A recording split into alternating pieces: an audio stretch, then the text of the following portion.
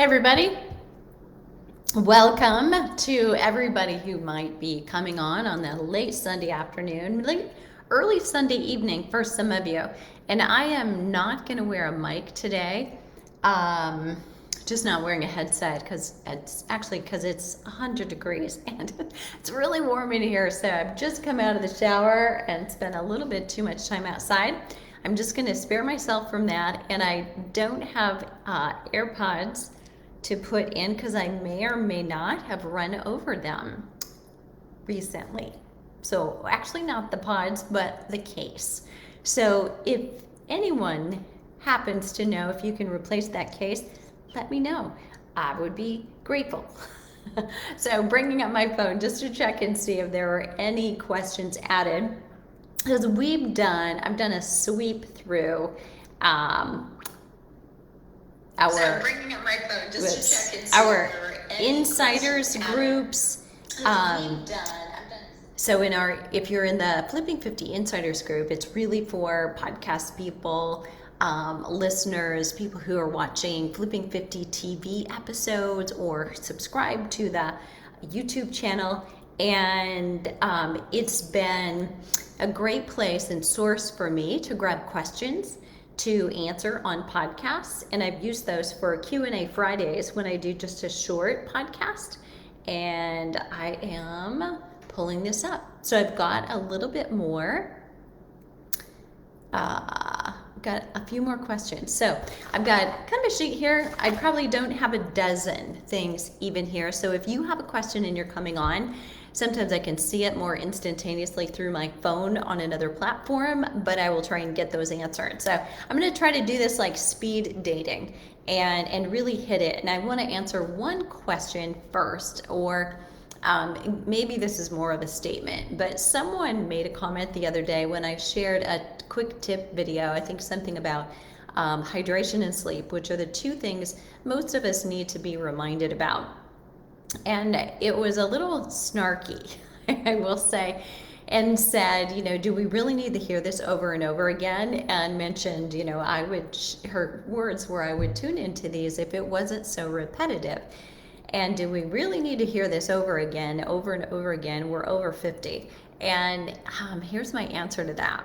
And it is that after hearing something else for 30 to 40 years, or having other habits for 30 to 40 years, absolutely, it's going to take repetition of the right thing, hearing the right thing, whether that's about changing your exercise habits so you're exercising less, you're recovering more, you're supporting your hormones as opposed to following arbitrary guidelines that are for all ages and men and women, but also many of them based on research on mice. Absolutely, it's going to take repetition. So you may feel as if I'm a broken record sometimes, but there are times when I think you will then sort out whether you and I are a good match for each other or not. So you don't need to leave a negative comment if you find it's not a fit for you, but if it is, stick around. All right, I'm gonna wish I had a glass of water, but I don't. Hey, Kathy from Nova Scotia. What time is it in Nova Scotia? I'm going to read the most recent questions first. So I'm going to start with Jennifer, who asked, can you explain in more detail the 3-2-1 eating plan? And it's actually not 3-2-1, it is 1-2-3.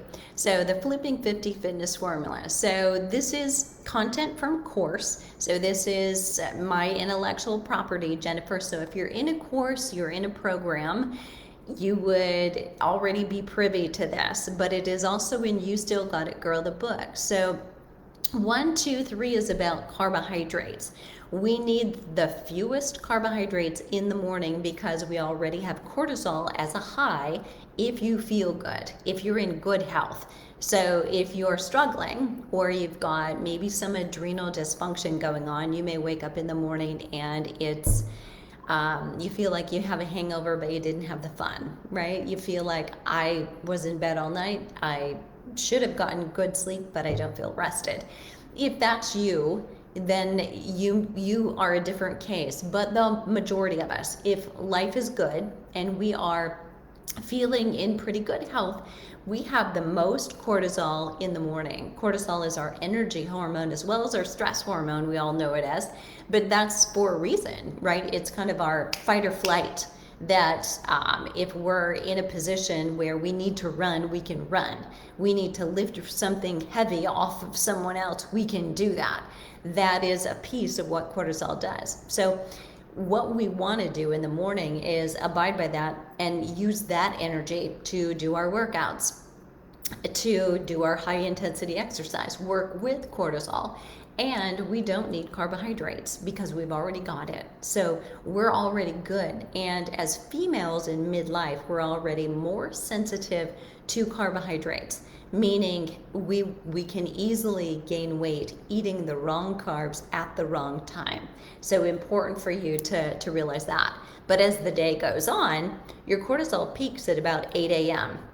It's still fairly high until about 11 a.m., but then it starts to fall off. So it's why number two servings at lunch is a little bit more than you had at breakfast, because you're working to counter the negative effects of cortisol when it starts to slide. When we don't have as much cortisol as we did in the morning, we start to get edgy. Think about your afternoon cravings. So if you get tired, you hit the wall at 2 or at 3 or at 4, you get hungry, you get cravings, that is partially due to cortisol coming down. Now, if you were sleep deprived the night before, it's even worse. And you notice it far more. One night of sleep deprivation can really dramatically change your hormone profile the next day. So at dinner, cortisol is down, is getting lower. It's not as low as it should be. The lowest place it will be is about 2 a.m. because we're supposed to be sleeping without energy, right? So it's supposed to help us wind down. But when we come off of cortisol, we don't have it, we also get a little edgy. Do you know the word hangry? We've used that, tongue in cheek a long time. And that is kind of that feeling, you're hungry, you're angry, you're edgy. That's cortisol again. So carbohydrates are offsetting to that because they help us as females, specifically more than males, create something called serotonin. Now, of all the hormones we hear about, progesterone and estrogen and testosterone and growth hormone and melatonin and leptin and ghrelin and cortisol and insulin, we don't hear very much about serotonin. Why is that? Because it's kind of like the media. We publish all the bad stuff, right? Serotonin is the good guy. And serotonin and oxytocin, the cuddle or the hug hormone, which we are all very deficient in after this last 18 or 19 months, we need serotonin. That's our feel-good hormone for women. So we can get it from sunshine, we can get it from venting and talking to friends, we can get it from exercise, and we can get it from carbohydrates, right? So we need it. And that, if we is higher in our bloodstream in the evening, we relax, we chill out, we get ready for sweet dreams, literally and figuratively. So carbohydrates eaten like that for a woman in midlife are a far better way to go than keto, for instance, cutting out carbs or cutting them way too low. Chances are you're going to hurt your serotonin in your sleep. You're probably also constipated because cutting out carbohydrates increases or decreases your intake of fiber, and the likelihood that if you don't have fiber and you're not having enough roughage, so roughage being non-starchy vegetables, but you need the fibrous kinds of food. You're not getting fiber from broccoli, by the way. So you need fiber, which comes from the quinoa, the brown rice, the sweet potatoes, the butternut squashes, the berries. Those kinds of things will help you. So it's 1, 2, 3, not 3, 2, 1, but very close. And that's the reasoning behind it. So the rest of the scoop, you still got it, girl, or the After 50 Fitness Formula for Women. For those of you that are inside the Flipping 50 membership, the cafe, that's your February 2020 challenge. It's the 28-day kickstart, and that will teach you about it and why it works. Okay, Tracy says, can you get the same benefits of a home workout as in the gym using machines? Is it good to mix it up maybe? So it's great to mix it up maybe. What you're going to get from machines at the gym, the plus, so there's pros and cons of everything. Sorry.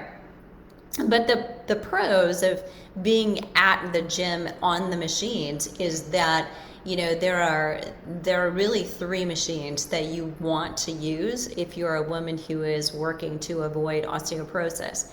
And that would be your leg press, because you need to load those hips. And the hip socket, your spine, and your wrists are your three osteozones most likely to fracture. And so a push, meaning a chest press, and a pulling exercise, a seated row, for instance, on a machine. Or you can do a lat pull down as well, but most women will struggle with that one. It's a little more awkward. You can't get quite as heavy. However, it's a good one to do if you can. So those 3 or 4 exercises would be the biggest benefit in terms of bone density. But you always, when I'm at the gym, those are I don't even use the 2 back and chest machines. I use free weights, but I use the hip sled. The only reason I pay $120 a month is to use a hip sled and the pool, period. But I could go 7 minutes away and use the swimming pool. So it is really for the hip sled. It's the only reason. So carry that with you. I can lift heavy enough dumbbells, and I want the balance. I want to be able to pick up dumbbells. I want to be able to do one. You can use machines where you can do unilateral work. That means one at a time. And that's a smart way to go, so that you're not always pushing 2 things at a time, hands on the handles, and the whole thing goes, and you don't know if you're equally using both sides or not. And generally you are not, because we're not symmetrical. So mixing it up, going heavy to use your machines, but then getting right back out to functional work with dumbbells. So I lived in the mountains for 6.5 years. I used 3 pairs of dumbbells and a kettlebell on my front porch most of the time, unless it was 14 inches of snow. So it can be done. I did 8 Ironman triathlons that way. So machines are not the end all be all. They are wonderful for safety for those who are a little bit more vulnerable, who need heavy weight to load those bones. So hopefully that makes sense. But absolutely, 100% of you watching needs free weights. Absolutely. Okay. Colleen says, is there any difference in the fitness over 50 formula for those doing hormone replacement? And does hormone replacement just make things potentially easier or smoother? Yeah, great question. No, there's no difference. So, and in the order of things, the pecking order, you may have found hormone replacement before you found me. But ideally, your lifestyle habits support your hormones in such a way that you may need less of the hormones that you're taking, right? So whether it's literally progesterone, estrogen, testosterone, split those out, that you're taking, or you're also taking thyroid, which sometimes simultaneously becomes a problem when your sex hormones have changed and taken that nosedive at menopause. But if your lifestyle habits are on par, and the awareness of what you're doing, so by lifestyle habits, I mean your exercise, the how and the what you're doing for your exercise.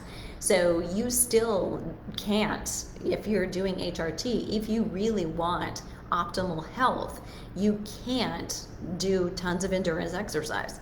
You don't want to. For optimal health and fitness to be your most slender, strong self, you're going to do less exercise. You're going to make it count when you do it, and you're going to recover just as hard as you work. That's the optimal place to be for post-menopause. So perimenopause, menopause, kind of that right at the end of perimenopause, early post-menopause, and into post-menopause, which is going to last the rest of your life. So potentially you will get better results, Colleen, is really the support.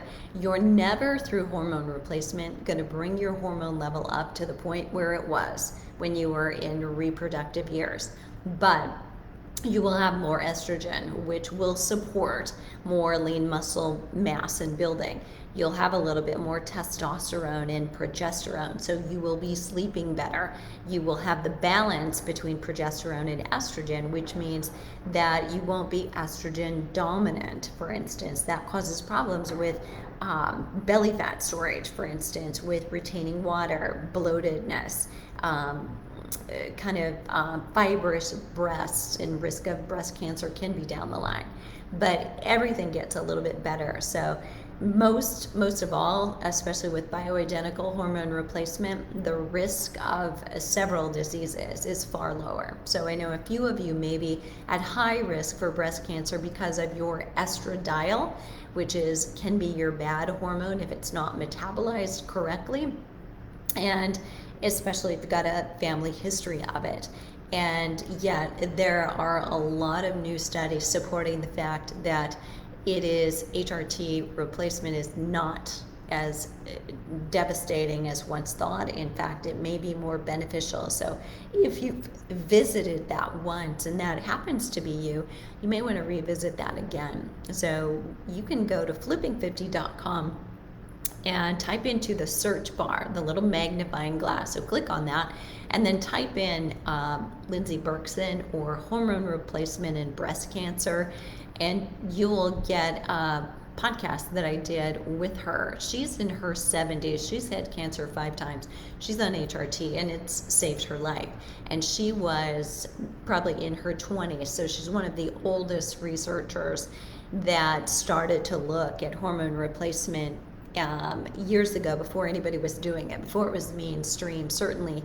And there's a lot more pro HRT than there is negative, even for those who do have cancers. So it's worth exploring again. So I'll just put that out there. Dawn says, what type of collagen is most important to help with knee pain? Is it helpful to use a supplement with only types 1 and 3? Does type 2 also need to be included? I would do 1, 2, and 3, Dawn. So those are the ones that, they can all be super helpful, but even more than collagen, actually. So collagen is only going to do so much. What is known to be much better and more direct with that would be omega-3s. So I would be looking much more closely at your omega-3s rather than depending on collagen for your knee pain. So especially if it's significant enough that you're talking about it. So the omega-3s, the EPA, the DHA that you want to be adding when you're looking at the total should be total of 1,000 per serving. That's generally taking at least that is just like baseline. But if you've got knee pain, studies were released probably 10 years ago, and looking at people with severe knee pain, and those with the most severe knee pain actually experienced the biggest benefits, but they were on doses of like 6 to 9 grams, so 6,000 to 9,000 milligrams. So I don't know that I would bump you up to that and suggest you do that. And I'm not prescribing. I'm not a doctor. I don't play one on TV or on the internet. Sorry, something in my eye. But if I were you and you aren't taking omega-3s, I would start. And what I would probably suggest that you do is start with at least like an AM and a PM dose, 1,000 and 1,000. If you were me, that's what I would do. So what I do when I have in the past been training for Ironman distance triathlons, that's a lot of exercise. It's a lot of endurance exercise. Before I hit menopause, it didn't bother me as much. It bothers me much more now, and in fact, I may be done. But I took 3,000 every day during the 6 to 9 months while I was training. So I'd take them in the morning, at noon, and at night. There's nothing wrong with taking more than that. You could take 2,000 at a time. In fact, I just buy them that way, so it's easier to, if I forget, I'm taking AM and PM, but I'm getting plenty in a dose. You're absorbing probably more because you do them at different times, and then it's just fewer pills at one time. So I would look at that very closely. Jennifer says, how many reps should you aim for if you are ectomorph on upper body and endomorph on the lower body? Okay, so what she's describing is basically pear-shaped, right? So very frail, thin, linear, without much muscle mass on her upper body, and more round, curvy girl on her lower body, literally traditional pear-shaped. So Jennifer, my guess is that you're not in menopause or not in postmenopause yet, because you're still carrying it lower on your hips. Generally in menopause, not that we love this, but this is factual for most of us, we tend to have it hit us in the waist more than it ever has in our lives before. So reps wise, interesting combination. But for an ectomorph versus endomorph versus a mesomorph, which is the third muscle group. So mesomorph is kind of that you need to avoid 10 or 12 repetitions because you respond really well. You can go higher reps or you can go lower reps. And variety is probably your best friend. For an ectomorph, you can do high repetitions if that's all you can tolerate. So when we talk about upper body, we have to remember we're talking about shoulders. So no matter what I say, boom, do this, you have to think about how are my shoulders going to tolerate that? What am I able to do? But reaching muscular fatigue is really important. The challenge that you have is with how do I eat to help that response level, right? So I would definitely go for the ectomorph. You want that. This is the bulk building protocol. You want 10 to 12 repetitions is where you should be for ectomorph. So that would be ideal unless, like I said, you've got issues up here and you cannot go heavy. Then you'd either want to slow down your repetitions, and in that case, if you're watching a video, not necessarily go with me, or you would want to go to fatigue but with a lighter weight, so it's going to take a few more repetitions. But the ideal for you would be 10 to 12 because that's a bulk building protocol. And then on the lower body, endomorph, heavy, generally when you're looking at weight loss and both bone density. So it's true of both. But when you go heavier, I know that the myth is, well, I don't want to lift heavy because I don't want to get bulky. It's actually lifting in that middle moderate range. Moderate is really a word you should throw out of your vocabulary where exercise is concerned, because it actually throws cortisol under the bus. It actually builds bulk. It's not ideal, really, for so many reasons. So you want to go as heavy as you safely can, and less than 10 repetitions is ideal or optimal. So that's really where you're targeting strength, but not necessarily mass. So we're supporting your metabolism the absolute most. So hopefully that was helpful. So great questions. All right. So there's that. I'm going to put my phone down just for a moment. I'll come back to it, and I want to ask answer some other questions that were asked here. So this is a big one. We always get this, how do I get arm definition? How do I get that, right? So I want to tell you the truth, and I was thinking about this morning because I lifted late this morning, and I was thinking, I'm probably spent 45 minutes to an hour. It was a longer workout because of Sunday. It was just a little bit more leisurely, and I did, 20 minutes on the treadmill of high intensity interval training, and then hit the weights, and that was, my workout. So very little cardio and high emphasis on strength training really has been, for the last month and a half, my mantra. I'm kind of dumping cardio almost altogether, seemingly. But arm definition comes not from doing arm exercises. Arm definition comes from using major muscle groups in your body. So doing the chest press, doing the bent over row, the bent arm pullover. If you're in a gym, your lat pull down, your seated machines. Getting isolation from a single muscle group like a bicep curl or a tricep extension does not touch your metabolism.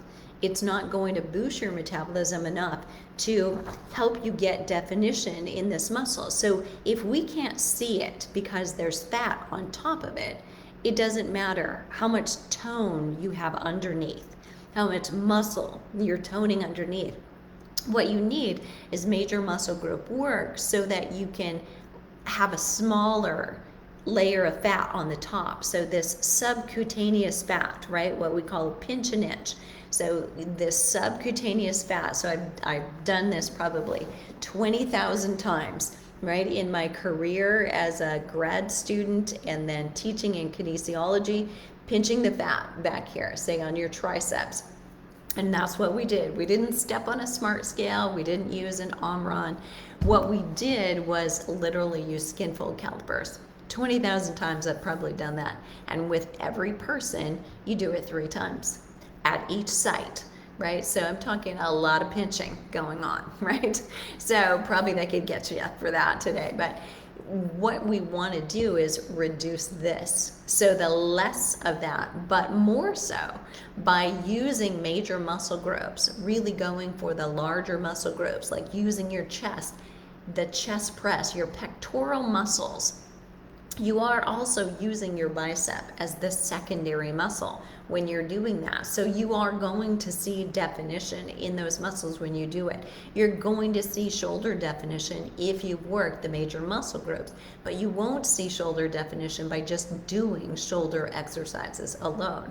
You can throw them in and sprinkle them in, but I probably work my biceps and triceps, like really isolating them at the end of a workout or at the end of a set for upper body chest once a week.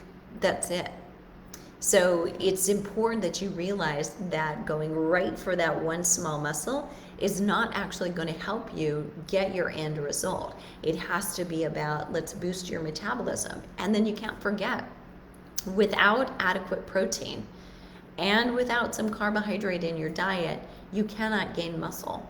Building block of muscle is protein. So you need high quality protein with all the essential amino acids. And this is why I currently use an essential amino acid supplement. So if you're interested, you can look at flipping50.com/resources. And that's where I posted the one that I'm using. So I tested over like 4 years actually. So it took me a really long time, and in parts because I started with powders that were liquid, and they're awful. And so I would never have recommended them to you, not because they didn't work, but because they taste terrible. And when something tastes terrible, you are less likely to do it regularly enough so that it can work, to give it a chance. And the same was true with me. I only absolutely took it whenever I was training, say training at high altitude for an iron distance triathlon, and usually did it when I was doing those long trainer rides of 3 or 4 or 5 or 6 hours, and knew I was breaking down muscle, and it was just pure stupidity if I didn't do that and rebuild and repair the damage. But here we are, right? So at that point, I wasn't yet in postmenopause. I am now, right? So I'm 2 years postmenopause, and we can't get that time back. We can't get that muscle back. We can't get the ease that we built muscle before back. And when estrogen goes down, it's like somebody pulled the rug right out from under our feet, like, here you go. You used to have this thing that stimulated muscle, helped you maintain it, and helped you gain it if you were lifting weights trying to. You don't have it anymore. Bye-bye. That's over. Even if you're doing hormone replacement, and I am too, but you cannot take hormone replacement that gets you back to the level where you were. So you have to substitute something out, and that something else is twofold. Number one, it has to be resistance training. You have to resistance train with more intensity, make it heavier, reach fatigue like you probably never did in your 30s and your 40s. You know what I mean, right? We went to group fitness and we did 10 repetitions or 15, and then we put them down, and then we went to the next exercise. But if somebody would have said to you, hold on here, before you put that down, could you do any more? Could you do another one? And you say yes. Could you do 5 more? You might say yes. Could you do 10 more? You might have said yes, right? So you weren't actually doing the weight that took you to fatigue. You were just going through the motions. So all of those hours, do we want them back? Yes, right? So we can't go there. But right now, in midlife and beyond, we cannot afford to spend time exercising like that. Because number one, adrenal dysfunction. We know it as adrenal fatigue, but a good functional doctor friend of mine pointed out last weekend while I was away with her that your adrenals don't get tired, right? They still are pumping things out. You just have a communication problem, actually. So your HPA axis, your hypothalamus and pituitary and all those, they're not talking to each other well. So you're not able to use things well. So if you're in a fatigue state, we are much more likely to become fatigued if we're doing too much. And the reason is this. So too much might be stress, emotional stress, pandemic stress, financial stress, stress of sending your kids back to school, wondering, can I travel? Should I travel? Wanting to travel. And right now, right, all those things are little stressors, but so is dieting. And that means not having a diet that's rich enough in micronutrients to support your body in midlife, or too much processed food, too much alcohol. Those things also hurt us. But too much exercise is also stress. Too little is too, but too much exercise, which is generally going to be our habit, because for 30 and 40 years, people have said exercise more if you want to lose weight. And it's absolutely the opposite. So the less you do, potentially, the more better results you're going to get. So it's very important that you listen to your body and take a step back. And I know you if you like to exercise more, because I do too. So I have to feel that time sometimes. So my job, running a business with two arms to it, has filled some of that time. So I'm not at risk because I don't have the time just here to use, right? So I would love to go play golf, but I don't have the time to do that, right? So I'd love to go and do some other things, but don't have the time. I have time to do 20 or 30 minutes of high intensity interval training. I actually don't have time to go jogging, for an hour, a couple or 3 times a week even. And that is a good thing because it'll save me from myself. My hormones will be less balanced, more havoc wreaked, and more likely to store fat if I'm doing endurance training than if I'm doing short bits, a little bit of high intensity interval training, and doing with the majority of strength training, and otherwise doing stretching or going for walks just to be outdoors and get some sunshine. Those are the best, probably key things right there for supporting your hormones in menopause. And it also has to be a blueprint about where are you, what's happening for you right now. So if you're really kind of in some adrenal dysfunction right now, less even than I just described is probably going to be better for you and help you get more fit faster. So pushing through trying to lose weight if you're in adrenal fatigue will actually take you further and further from your goal. So it's really hard to totally get that right here because it's counter to everything you've heard for 30 and 40 years, and I understand that completely. But all of the research that is on you, women in menopause, points to that fact. None of the research that's on mice or young men or young women points to that because their hormones, metabolism, and body composition aren't yours. So, essential amino acids. I can't eat enough protein to sustain my lean muscle tissue. I get full, right? And I eat meat. I eat high quality, rich, essential amino acid proteins every day. But I can't eat more than 30 to 40 grams of protein 3 different times a day is about all I can do, and otherwise I'm very satisfied. I don't snack between meals because I want to burn fat between meals. 3 meals, no snacks, and overnight extending that fast a little bit. That's the intermittent fasting that I advocate. As for you, start there. If you're already trying to do more but you're totally fatigued all the time, when you do eat, your stomach is bloated and you have gut issues, potentially you're doing intermittent fasting to avoid eating and avoid solving the root problem. So we've got to get to that thing.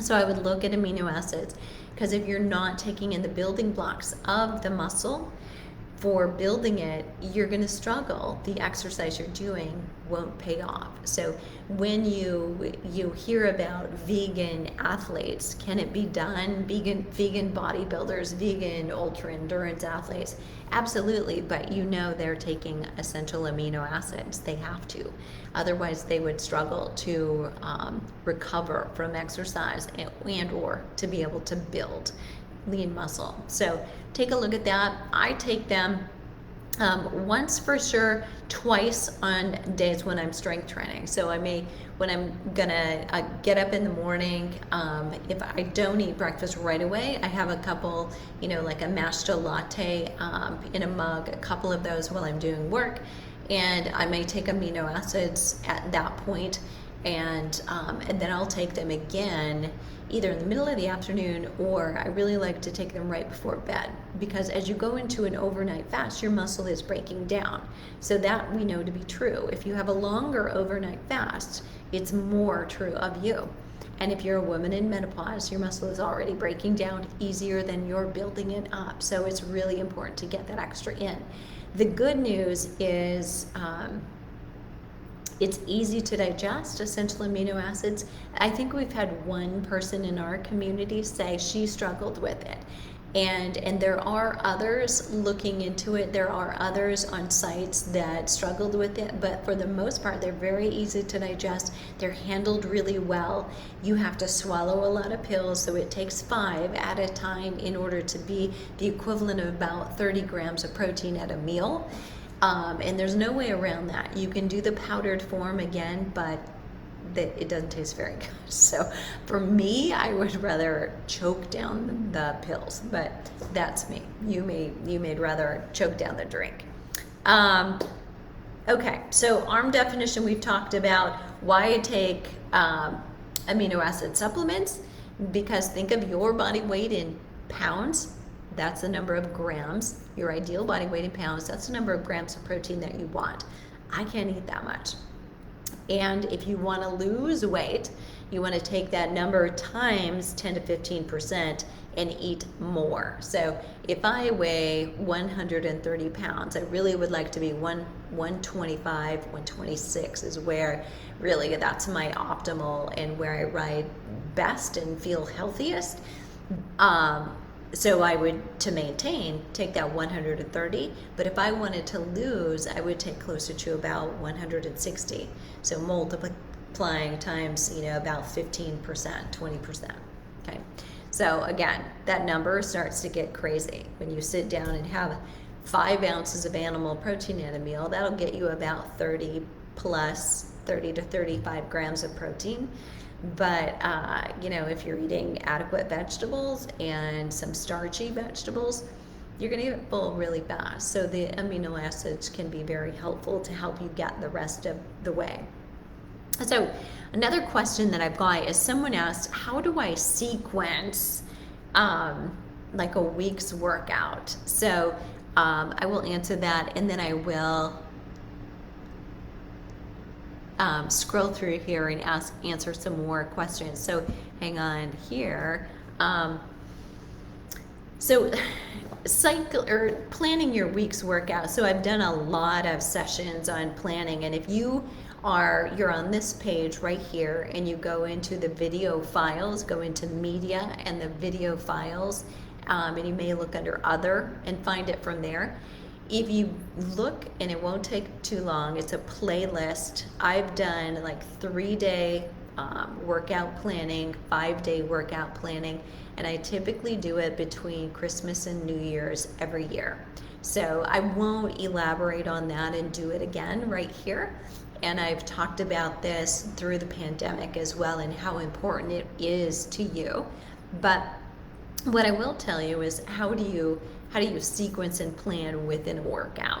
So if you're doing a strength training workout, for instance, there are 5 components to every workout. Ideally, you're doing some kind of a moving warm-up. You're doing some kind of a little bit more specific warm-up.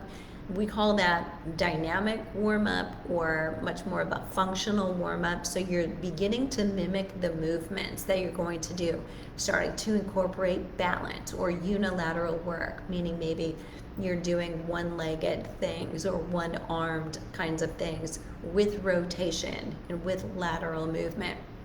That's your second warm-up. Warm-up 1, warm-up 2. And then your main set of strength training exercises. When I do strength training, I always go from the middle, the bullseye, to the outside. So the bullseye, the first thing that happens is hitting those major muscle groups. So we talked earlier about the chest, the back, and the legs or lower body. The major muscles in your body that are going to impact your metabolism, impact your strength and your muscle endurance. Hey, Lisa Hoffman, how are you? And impact bone density if you're going heavy enough as well. So you want to focus on those. So it's a push for the chest, it's a pull for the back, and it is a lower body exercise like a squat or a lunge. And for those of you who might be saying, no, can't do those because of my knees, I get it. But there's always something you can do. So you want to look for, what is that? And that might be for you that if you're able to get down to the floor, that you're using a ball to do bridges, to raise your hip and your bum, or you're doing those bridges and then you're pulling the ball toward you in a hamstring curl. You're able to use your glutes and your hamstrings then, major muscle groups. So you're still able to do something. If not that, maybe it's a band around your knees, just above them, side stepping, forward and back stepping. So again, you're still able to focus on the major muscle groups, and that's really what you want to be doing. So those are the key things. Then we expand out. Then you might go to something where it was using an isolated exercise. Maybe it's a hamstring curl on a machine, or a leg extension on a machine, or it's doing bicep curls, tricep pushes, those types of things, even bigger and wider out to the side. Small muscle groups like your shoulders. So it's lateral raises, front raises, rear flies, those types of activities, calf raises. So big major muscle groups, out, out, out. And that's based on women in midlife and our major goals. Metabolism, right? Boosting our metabolism so that we don't have it slow down. I know somebody asked about the New York Times article that published an article about a recent study that said metabolism, what we know about metabolism is wrong. Now, first of all, that's not so wrong, but that was the title of the article because they wanted you to read it, right? So it sold a lot of newspapers. So, it's not that big a deal. And all it did is reinforced exactly what the study I've been talking about since 2019, published by the American College of Obstetrics and Gynecology, ACOG, that were over 1 million women studied in menopause. There's no correlation between menopause and weight gain. None. Now, we know, you and I know, that women in menopause gain weight, but what is that? It means we're not listening. We're not adjusting to a hormone balancing exercise prescription, or we haven't in the past. We're doing it. You here at Flipping 50, if you're following programs, you're doing it in a way that is much more beneficial to you getting the results that you want. And we're spreading the word. I've written one course for a fitness agency. Another one wants to use it to call a specialist and take it to their to the club populations, those clubs that are still in business. And people want to know about it because they realize that they're making wrong choices for their clients and their customers, those people who are in the fitness industry. But it's very possible for you to not gain weight simply because you're in menopause. You will find you get the lesson, you get the realization that, oh, what I'm doing or have been doing isn't working anymore. And then if you pivot, you can make the change and we can get you back on track. It's that your strategy has to change. If you keep trying to do what you did when you were 20 or 30 or 40, it's not going to work. What you did 6 months ago may not work, but changing what you did will absolutely support you. So it was great evidence that it's lifestyle habits that it is not metabolism that suddenly changes because of hormones. So it's a great lesson, right? So there you go. Somebody asked me this: what do I eat the first 2 hours of the day, or what am I? When do I eat in the first 2 hours of the day? So I'm just going to answer that, and then I'll answer a couple more questions right in here, and we'll wrap it up. So I get up and I have 2 mugs of matcha, right? So a matcha latte. So matcha, for those that don't know, is powdered green tea leaves. So it's concentrated. So many of you know green tea is known for its antioxidants and helping with fighting free radicals and immunity. Well, matcha is like drinking the equivalent of 8 to 10 cups of that. So it's powdered green tea leaves, it's concentrated, but it's great for clarity. There is some caffeine in it. It's definitely not uncaffeinated or decaf. So if you're switching from coffee to that because of the caffeine, you're only coming down just a little bit. But the effect that the caffeine in it has on you is much more positive. So it's not likely to make you wired and anxious the way coffee can. It may not do that to you. Coffee doesn't do that to me, actually, but I know it's not great for me, not great for my gut, and actually wreaked kind of some havoc on my cortisol levels when I was drinking more of it than I needed to. So I've totally switched. I probably had 2 cups of coffee in the last 4 months, just rare occasions. But otherwise, I'm totally off of it and feel so much better. And actually, drinking matcha is great for your skin. The antioxidants are good for you and great for your immunity. And that's what I start with. It's coconut, or powdered coconut milk in it if I'm traveling. Otherwise, coconut milk is what I make it with. So it's a latte and a little bit of stevia. So I'm having calories. So I've broken a fast, for those of you who are intermittent fasting. You know, liquid doesn't mean you're still fasting. If you're trying to do keto, that might qualify still, but I'm not, right? I'm not a keto girl. So I advocate carbohydrates for energy and mood.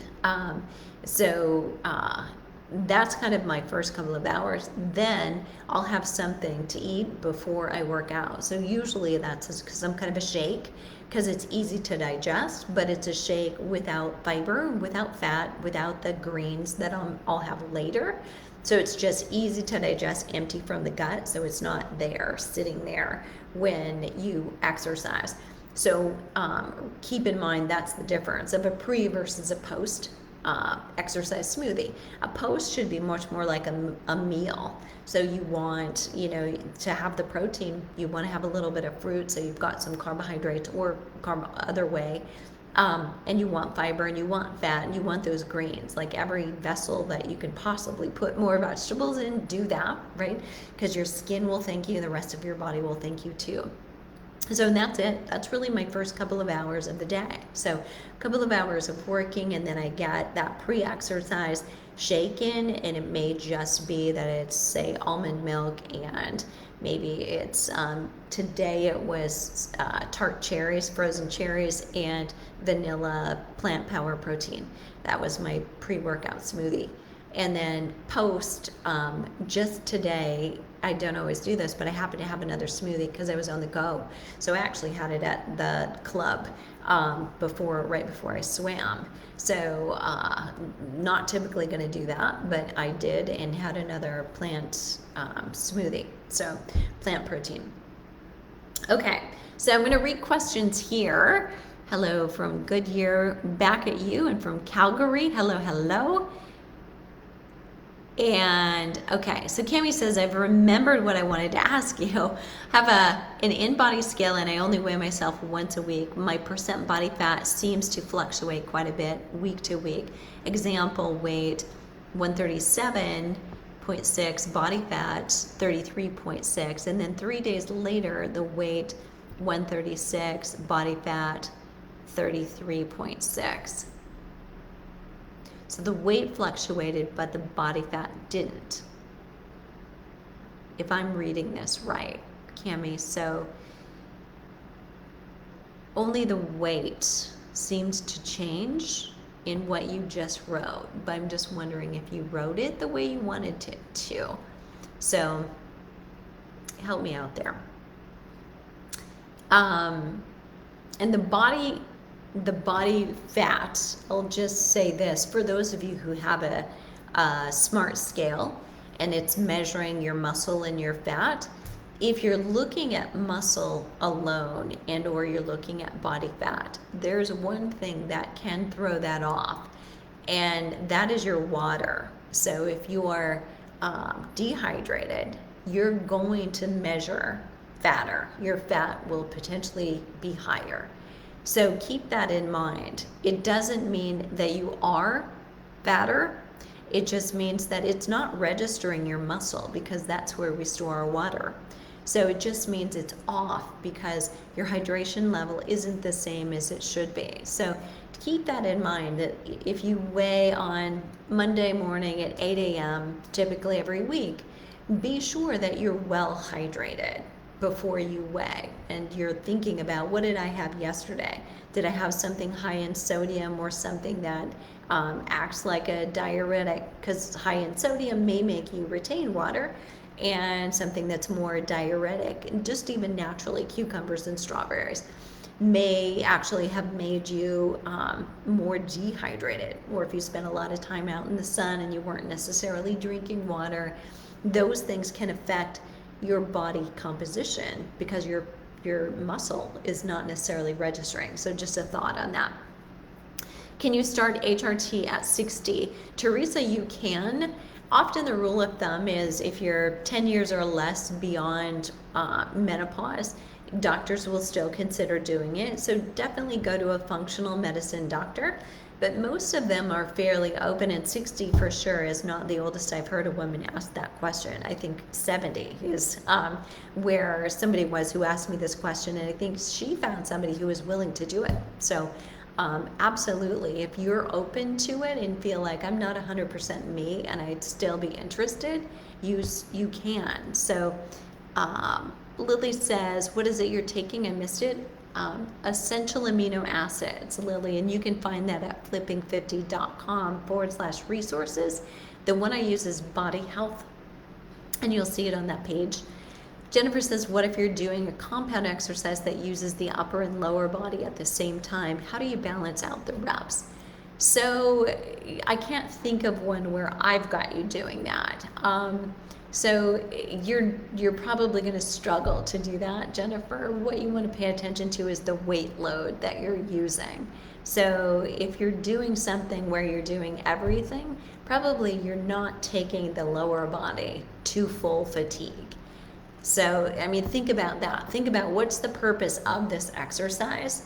So generally what I would favor in terms of strength and conditioning coaching, menopause coaching, to target those muscles that we're really after with the specific purpose and goal we have for those muscles.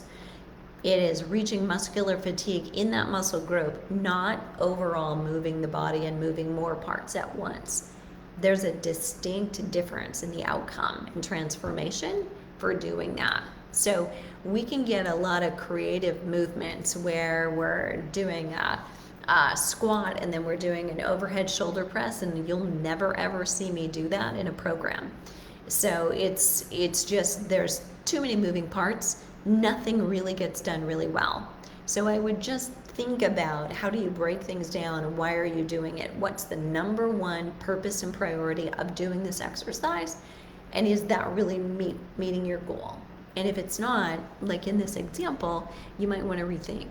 Susan says, when dealing with DX diagnosis of spinal stenosis, tendonitis in the hip, and BMI at 34, whoops, you just moved, age 55, what's the protein recommendation? It's still your body weight, Susan. So your healthy, ideal body weight in pounds, in grams of protein. Kathy says, how does swimming help? Swimming is a great exercise can be a great cardiovascular exercise depending on how you use it, can be a great interval training exercise depending on how you use it. So it is non-weight bearing. It's ideally done best as a recovery kind of an exercise because it's non-weight bearing, it's non-pounding, being in the water is very conducive to recovery and supporting the muscles. So hopefully that helps. And just kind of an FYI for women here who are in midlife, retaining water, being in the water actually tends to help pull water out of you. So it can help you tend to feel a little bit better if that happens to be you.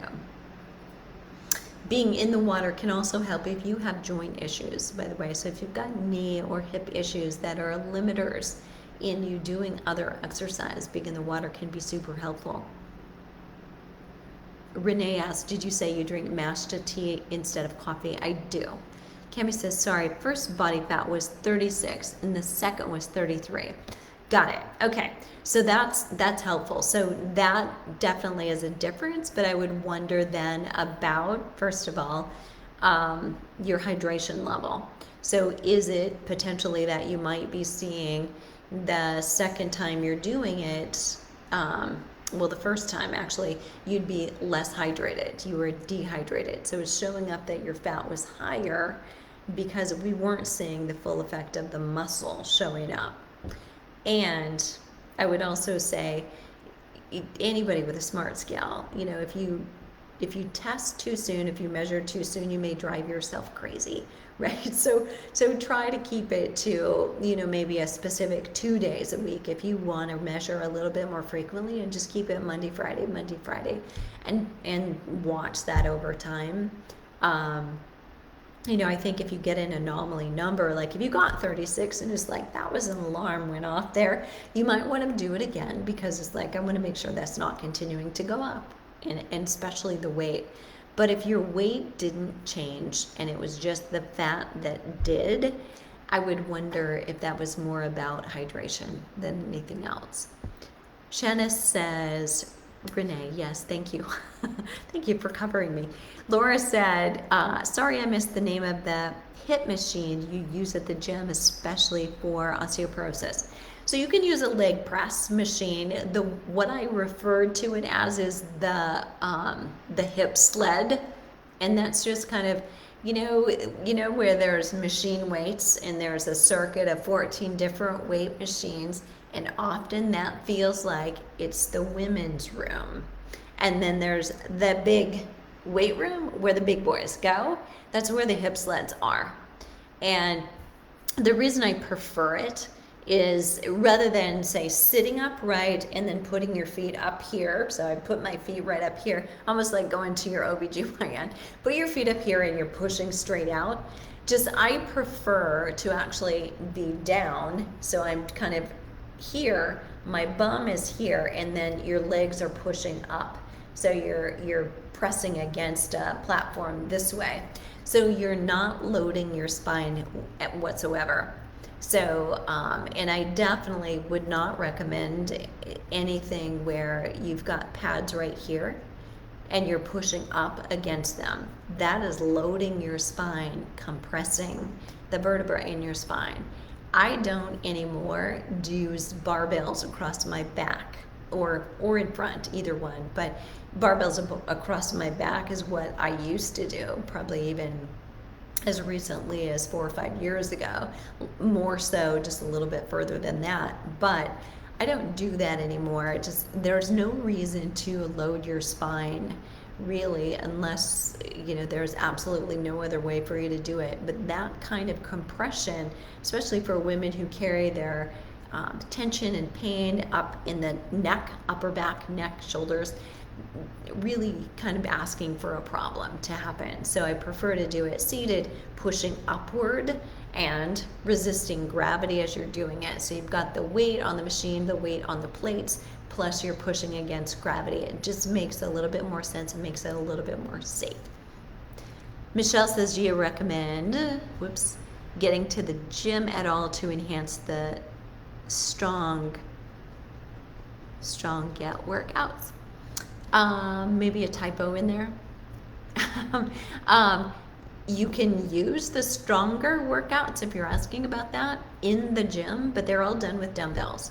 So certainly if your number one goal is osteoporosis and you are back at the gym and feeling like that's safe, you may want to and get on that hip machine, so on a leg press or a hip sled. So you're pressing, basically you're doing a leg press, right? In either instance. And or you're doing a chest press in a seated row. If you feel like at home I don't have dumbbells that are heavy enough, then in that instance, yes, if you have the time, right? But you don't want to kind of forego, getting a full and complete workout.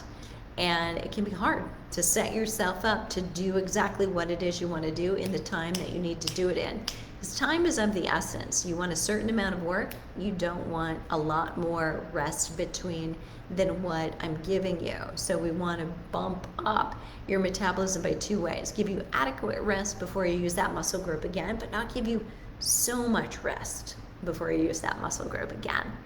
My physician told me that HRT causes heart issues.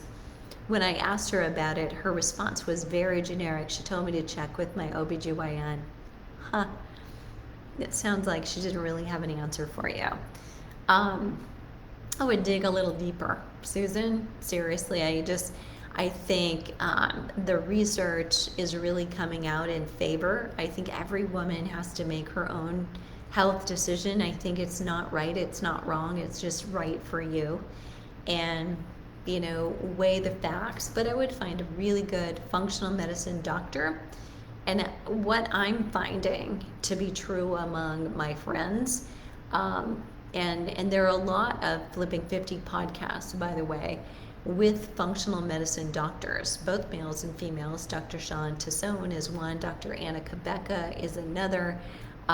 Give me a minute and I'll probably come up with 3 others who are, OBGYNs, Dr. Kieran Dunstan, who prescribe HRT, but they are also, of course not Sean, but they are also women in it. They're in it as well and taking it themselves. And many of them swear they won't go off. They're planning to be on it for the rest of their lives because it's the benefits far outweigh for longevity and for health purposes, far outweigh. So like Susan, your primary practitioner, probably hasn't seen any of the research or the book. My friend Dr. Lindsay Berkson has. It's a freebie that any of you can get. So we talked about it on the podcast she did with me. If you go to her website, you'll see it. And it's about all of the research, and it lays it out and why, we're shooting holes. New research is shooting holes in some of the reasons why people thought it was a risk. And so it's like a rumor that gets passed down from one decade to the next decade to the next decade, that doctors who aren't like that in the forefront, like that's what they do every day, all day, are just relaying the best information they have. But it's much like us, right? When we first met, you may not have trusted me at all because I was saying something completely opposite to what you'd heard for 30 or 40 years, that it was different. And your doctor may simply be, operating on what he or she had learned 30 or 40 years ago in med school. And that's not what they do every day, all day. And so, there's only so much time, and they may need more exposure, more education in order to really help you, or you may need to seek someone else who can do that for you.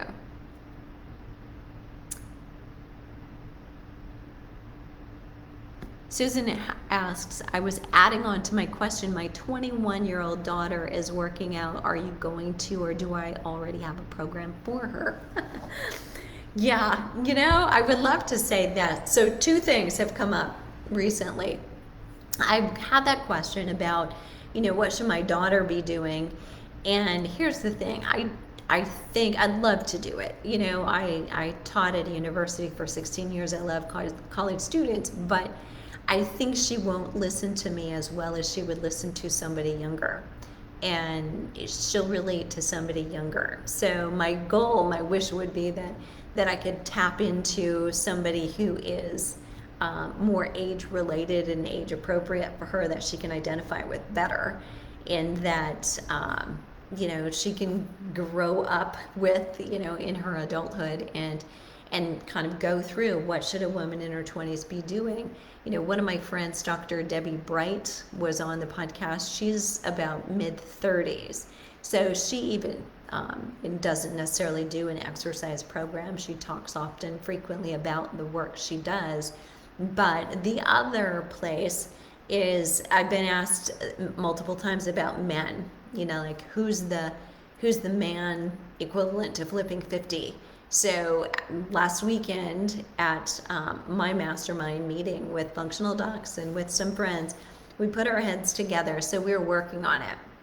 And I have a friend, a male friend, who, I said, Stu, you have to do this. It needs to be you for the same reason I just mentioned. I could do a workout program for males. As a strength and conditioning coach, I've worked with men for, 37 years as well. But, I think in terms of relational, kind of equity, men are going to identify better with a man, and so that's my hope. I am planning for cafe members that will do a his and hers meeting where you're actually welcome to bring your spouse. We'll talk about the differences between menopause and andropause and hormone changes for males, just to open up that conversation to get a little bit better idea of what is the interest level and the biggest questions that are coming from men, because we need to know that they're interested for themselves, not that we're interested for them. Okay, Teresa says, this has been so informative. Will this be archived? Really considering subscribing to your group to get more of this. Hang on for 1 second. Any resources for finding a good functional practitioner by zip code? Cheryl, yes. So if you go to, say, just Google functional medicine directory, functional medicine physician directory, there are actually a couple. I can't give you the URLs to them right off the top of my tongue right now. Sunday night, it's just not going to happen. But you will find them, so you'll be able to look at it.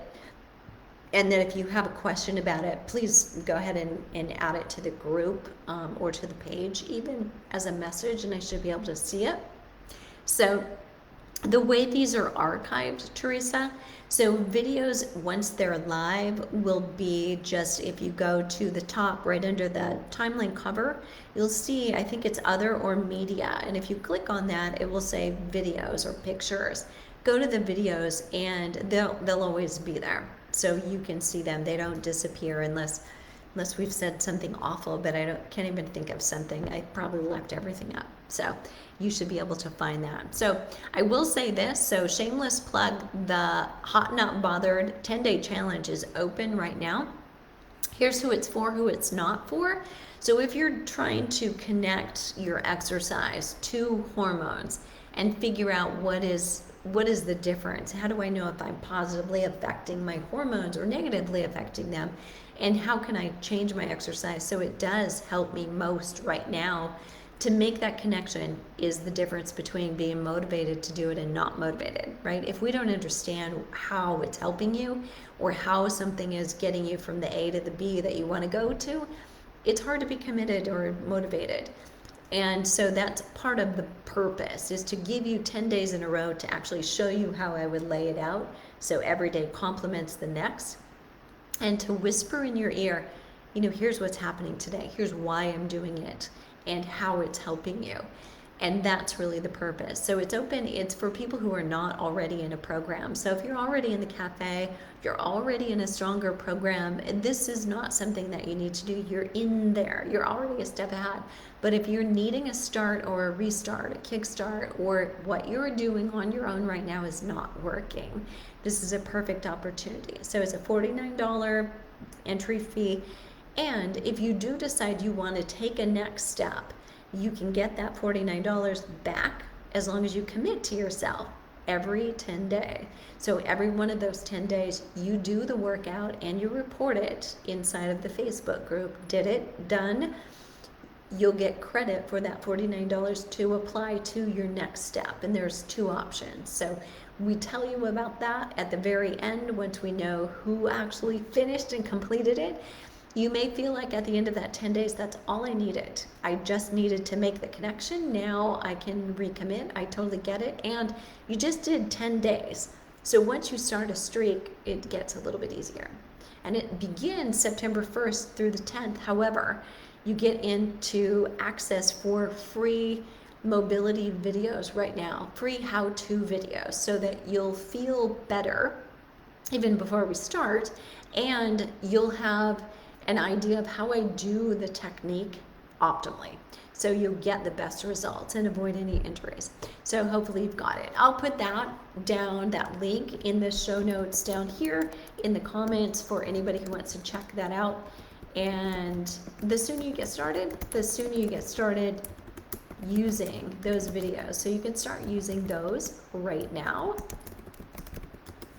And anybody who has questions about that, you can feel free to reach out. If you're watching the replay later, you can still use this thread and just tag me. So just use that little ampersand sign, tag me, and either myself or Karen at Flipping 50 should be able to answer your questions and jump back in. So have a great rest of your Sunday, what's left of it anyway, and a fantastic week as we rush into this really last full week of August. Unbelievable, right? All right, have a great weekend, everybody.